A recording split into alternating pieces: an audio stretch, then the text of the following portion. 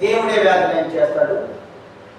వైద్యుల వలన కాని రోగాలను కూడా ఆ పరమడాక్టర్గా పనిచేసి ఆయన శక్తి కలిగిన మాట ద్వారా, బలమైన మాట ద్వారా, వాక్కు ద్వారా స్వస్థపరుస్తూ ఉన్నాడు. హల్లెలూయా, హల్లెలూయా, హల్లెలూయా. దేవుని పిల్లలారా, దేవుడు గొప్పవాడు. చూడండి, కీర్తన రాసిన గ్రంథం 91వ అధ్యాయం 14వ వచనం నుంచి చదివితే, కీర్తనలు రాసిన గ్రంథము ఎవరంట?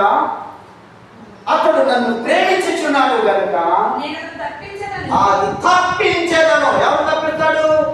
దేవుని మీద ప్రేమ ఉన్న మనకి దేవుడు తప్పిస్తాడు. ఎలాంటి రోగం తప్పిస్తాడు, సమస్యలు తప్పిస్తాడు, అనారోగ్యాన్ని తప్పిస్తాడు, బాధను తప్పిస్తాడు, అనేకమైన శోధనలు కూడా తప్పిస్తాడు. తప్పించే దేవుడు. హల్లెలూయా, హల్లెలూయా. ఎంత గొప్ప దేవుడు చూడండి. దేవుడు మనం ప్రేమిస్తే దేవుడు ఏం చేస్తాడంట? తప్పిస్తాడు. ఏ వ్యాధి నుంచి అయినా తప్పిస్తాడు, ఏ బాధ నుంచి అయినా తప్పిస్తాడు, ఏ అనారోగ్యం నుంచి అయినా విడుదల చేసే దేవుడు గొప్ప దేవుడు యేసుక్రీస్తు ప్రభు. దేవునికి మహిమ కలుగుగాక. ఆ తర్వాత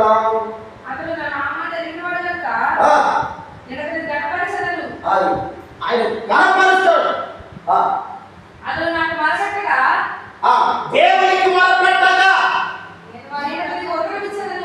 తప్పిస్తాడు. చూసారా? రక్షించాడు అంటే మొరపెట్టడం అంటే ప్రార్థన చేయడం.